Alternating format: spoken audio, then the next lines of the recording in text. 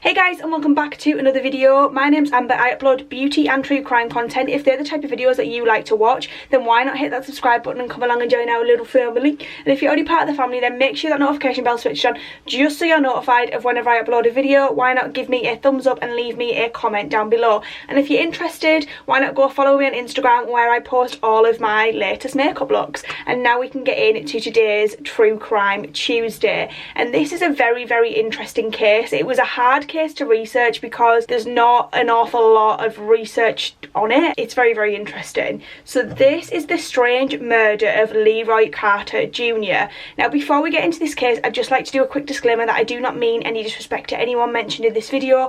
Also, this video is going to contain adult references. If that makes you feel uncomfortable in any way, that is fine. You can click off and go to other videos on my channel that are probably going to be more suitable for you. So Leroy Carter Jr. was born on September 17th in 1951 in Louisiana.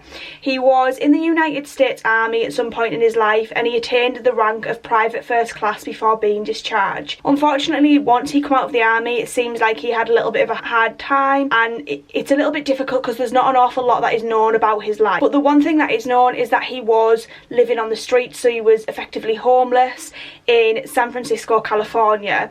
He had a record for petty crimes, and it was perhaps his homelessness that singled him out as a target and eventually led to his grisly death. So on Sunday, February 8th, 1981, a concerned young woman called the police to report that she had discovered a backpack that was splattered in blood, and this was in the Golden Gate Park. When she opened it up and she looked inside, there was nothing too worrying. It was just the presence of blood. It concerned her a little bit, so she decided that she needed to ring the police. An officer reported to the park straight away to sort of find out what was going on, and at first they didn't see any signs of foul play until he came across a sleeping bag, and inside the sleeping bag was a body which was lying inside a pool of blood. The body could only be identified via fingerprints, and this is when he was identified as Leroy Carter Jr. And this was because obviously his fingerprints were on file due to his previous charges and him having a criminal record. So the crime scene was a very, very disturbing scene because although there was a body found, there was no head. The body had actually been decapitated. The head was like nowhere to be found. The officer decided to look around the scene and go a little bit further afield to look around the park, but they still couldn't find the head. It seemed that whoever was responsible for the murder had taken the head with them, and an examination of the body showed that the head had been removed in a clean cut way with a lot of precision. It almost showed that someone had expertise in this area, maybe the surgical expertise or something like that, because it was done in such a precise way. Now, the strangest aspect of the scene was not that the body was headless, it was actually what had been done to the body. So there was corn found on the scene. Now, it's a little bit difficult because, like I said, there's not a lot of reports on this case. So some reports say it was individual pieces of corn, where some reports say that it was full, like, corn on the cobs. And there was also a chicken wing. Now, both of these things were crammed into the neck of the body, which straight away is very, very odd and very strange. The San Francisco Police Department did later come out and state that they'd also found a mutilated chicken's body near the decapitated corpse. So they decided that they were going to do a search of the park. They did a really, really in-depth search, and they couldn't find any further evidence. There was no weapons, there was no other traces of blood, and there were no suspects, and most of all, there was still no sign of Leroy's head. There was no apparent new leads, so what they decided to do was they were going to assign the case to another detective, and this was to a detective known as Sandy Gallant, and this was because she had recently worked on cases that contained the occult. Specifically, she'd worked on the Jim Jones and the Jonestown cult case, which was obviously a very, very big case featuring the occult. Because of this case, garnered her a lot of attention, and she built herself a really good reputation, and she was known as sort of being a cult expert or the cult cop to go to if your crime scene contained anything that was sort of occult related or what you suspected to be occult related. Gallant actually noted that there were several similarities between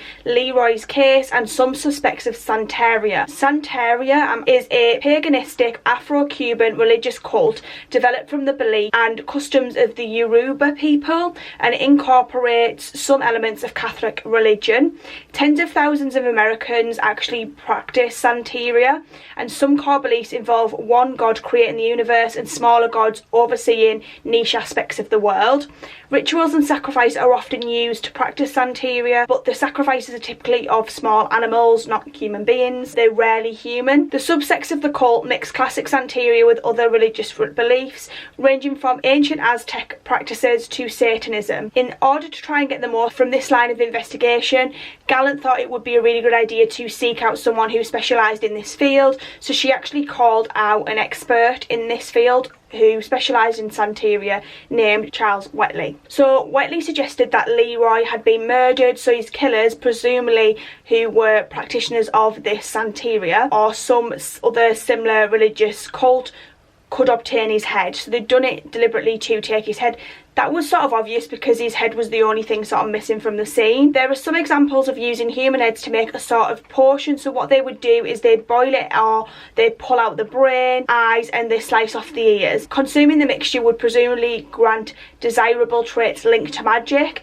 In Santeria, according to Welty and Gallant, the ritual called for a 21-day period of brewing in the cauldron. So this is when they would brew the head, and then after that there would actually be a priest who would sleep in the same room as the head in the cauldron for a further 21 days to sort of like connect them to the head.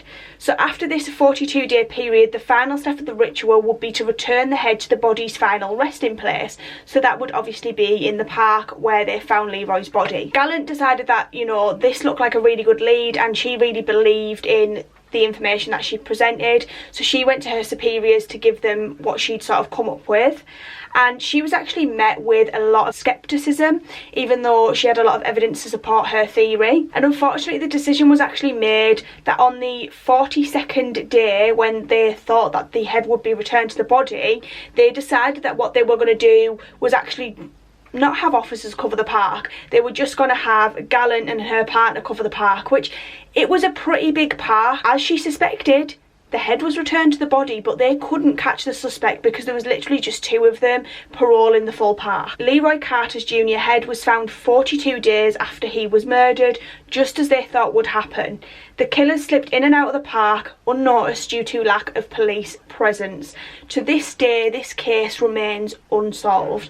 Is this not just the absolute craziest case? I think it's just like, it's absolutely nuts. I feel so sorry for like Leroy. Like, it's such a sad, like, he was obviously, you know, something's happened in his life to cause him to be homeless, and then to be attacked in this way, and like, it's such a brutal murder. It's just absolutely awful, and because of it being such, you know, it is one of those things, it's sort of so hard to comprehend and so hard to believe. Unfortunately, you know, that Gallant wasn't believed, that they dismissed her, and obviously they missed out on catching the perpetrators because there's clearly more than one person involved in the crime. I just hope that possibly one day they can find out what happened to him, but I just feel like if they've not caught him now, or caught them now, it seems so unlikely. But just how strange is this case? Let me know your thoughts and feelings on this one down below, and I shall see you in the next one. Mwah. Thanks so much for watching.